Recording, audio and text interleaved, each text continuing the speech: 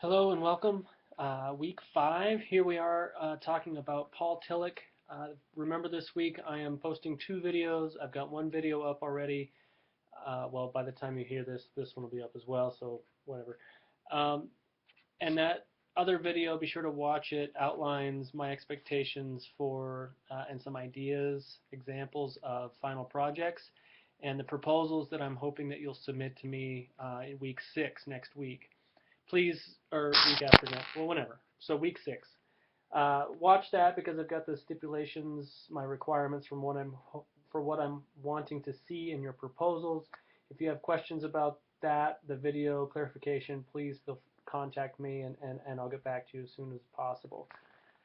With this video, I wanted to give a brief introduction to the person, Paul Tillich, and these first 2 chapters. And hopefully orient us to be able to get more out of our reading, because this is the sort of the most technically philosophical book that will engage this course. And so I don't want you to get lost in all of the complicated, very German way of dealing with philosophy and theology details that Paul Tillich throws at us in this book, right? So Paul Tillich, he was born in like 18, is either 1886 or 1868. I have to go back and look, right? The end of the 1800s. He is 17. He's born in Germany. His dad is a Lutheran pastor, so he's sort of a committed Protestant theologian, and that comes through in this book and how he approaches theology. His mom, if his dad is on the conservative scale of the theology and politics, his mom is on the liberal scale of theology and politics. So Tillich is sort of in a family, a mix of family, right? At 17, he finishes high school in Berlin, and his mother dies of cancer, right? So he experiences this tremendous loss in his life very early on. He's born in sort of a rural area, more rural area of Germany, moves to Berlin somewhere in there. And Berlin is sort of the height of modern civilization. And I've commented on this on a couple of the forums already. But by the end of the 1800s, the beginning of the 1900s, everyone in the developed Western world is looking to Germany because they're the sort of the avant-garde. They're the ones out on the edge, pushing progress, pushing civilization, pushing us in ways as a society, as a sort of Western society, to be good at the stuff we're doing. And so by the time we get to this time when Tillich is born, and he's in Berlin, understand that this is a very privileged place to be, to grow up. It's Berlin that is the birthplace of the modern university. So if you're wondering why you're attending a college and going to different classes in different fields, right? That's really a result of this sort of rise of change in the academy in Berlin, right? Berlin is sort of it's the pinnacle of civilization, right? And Freud definitely pushes into that. Okay, if we think we're the pinnacle of civilization, why do we still have so many um, people with loose screws running around, right? Freud challenges that civilization prowess a little bit. And what happens with World War One, and then definitely with World War Two, is the rest of the world starts to realize that what the heck did Germany have going for it if the pinnacle of civilization, of history up to this point, is Germany, and it leads to these massive world wars and the atrocities of the Holocaust. um, that's when we get existentialism. That's when we get this group of scholars, starting in France, but not by any means exclusive to France, who want to re-examine our rational pursuit of knowing the world and categorizing everything. And this existential philosophy is born. Paul Tillich signs up to be a chaplain in World War One to the German troops, right? So he's in the mix. He's in the trenches with these folks, and he sees some horrible atrocities. And he comes out of that, and he starts teaching theology in Germany, and just has to sort of rethink his whole approach to life as a result of World War One, right? This is not a small event in his life.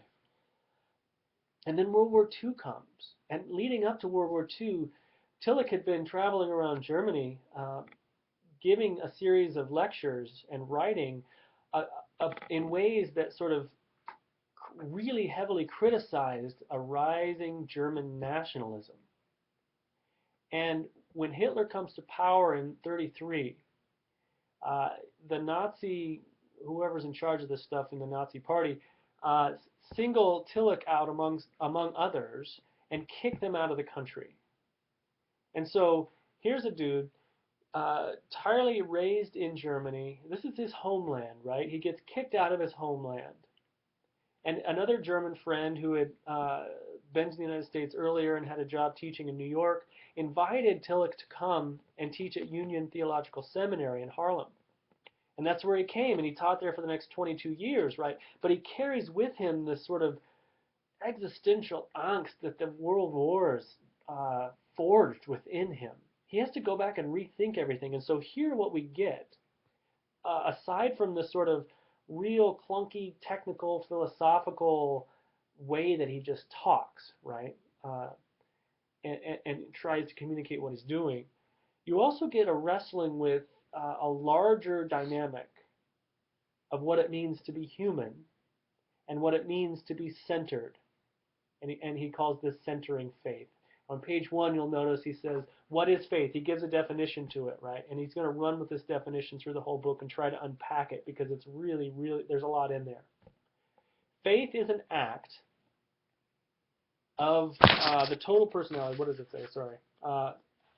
Faith is a state of being ultimately concerned. And then he's going to add later, ultimately concerned for the ultimate. Faith is the state of being ultimately concerned for the ultimate. He unpacks that through the whole book. He gives us the definition up front and then uses the rest of the book to say, what does that even mean? That's what he's doing here. And so in chapters 1 and 2, he's going to unpack a little bit at a time. What does it mean to be, for faith to be a state, right? Here he's going to talk in these first few pages directly at and against Freud. Now he takes Freud. He actually embraces a lot of psychoanalytic theory. But he wants to say Freud wanted to make the definition of religion and therefore faith, although Freud never distinguished between faith and religion as two different things, right? But Freud says religion is this big. It's really, really simple when it comes down to it. It's infantile way to try to resolve internal guilt that we have, personal, so religion is personal, that gets played out on a social level, right? Offers promises of resolution of anxiety that it can't ultimately deliver on. Tillich comes along and says, yeah, there are psychological elements to faith. And Tillich's making some distinctions here. And I'll get to that in a second. Faith isn't, right? These are the things faith isn't. Faith isn't just belief. Faith isn't just rationality. Faith isn't just emotion, right? It contains those things, but it's not those. That's not the essence of it. That's not the. Those things are too small to contain what faith actually is. If faith is ultimate, right, the state of being ultimately concerned. So he's gonna talk at and against Freud here in the first few pages. Faith is a state. It includes both the conscious and the unconscious elements of us. Yes, if faith is just an element, a component of our psychology, right, then Freud might be right. He even concedes that, right? But he wants to say faith is more than that, and then he fleshes that out. What is it? What is it to be more than that? He states several things of what faith is not, right? So faith is not belief. Why? Because belief is contingent upon knowledge, and knowledge is dispositional, meaning it either is or it isn't, and your method of figuring out whether it is or isn't determines the veracity of the knowledge of the item, right, or the truth of the knowledge, right. So if faith is belief only, so you have to believe these, in the religious sense, creedal statements: God is this, Jesus is this, whatever. Then what happens When new evidence comes along, because science is giving us new evidence all the time, what happens when new evidence comes along to shake the foundations of those items of knowledge? Some of this has come up in our conversations. Maybe I'm the one bringing it up. I don't know. But take the creationist debate as if it's a debate. Um, a literalist interpretation of Scripture, of Genesis, in the first book of the Bible, says that God created everything in 7 days, right? And so even if the order of creation in Genesis 1 is totally skewed from what naturally could happen, like the bees are created way after the trees pollinate, right? We don't understand how that works, right? But a literalistic interpretation says, hey, look at this, right? So what happens when new evidence comes along if your religion, if your whole identity in religion is based upon this literal belief? And new evidence comes along and says, no, I think maybe it didn't really work that way naturally. And maybe the language and the way that the story is told and the story itself is it's a totally different genre than a scientific journal, right? Maybe the Bible isn't meant to be read scientifically, right? So if our faith is based upon belief and evidence comes along to shake that belief, then faith is therefore shaken and therefore can be left behind or taken as an act of will, and he talks about that as well. I'm just going to will myself to believe. I don't care about the other evidence that's out there. That's not faith either. Faith is a total act of the human person. Faith requires doubt. Faith requires fear. It's not that it's trying to escape fear in the Freudian sense. Faith, according to Tillich, requires fear. If there isn't fear there, and he nuances what he means by fear. It's not fear of like you're going to get burnt, you're going to burn in hell. That's an item of belief, right? We can debate that based upon evidence, right? Or authority. He also talks about authority. Your direct experience, or you trust the authority of somebody else. But doubt, existential doubt, has to be there because faith himself, he says, to totally put yourself into something requires vulnerability. And if it requires vulnerability, it takes courage to step out in those acts of faith. And if it takes courage, right, what do you need courage for if not for some fear? If not for some doubt. So if doubt and fear are there with you, it doesn't mean you shove them under the rug. It means that you embrace them. Let me give you a quick example, and I'll end with this.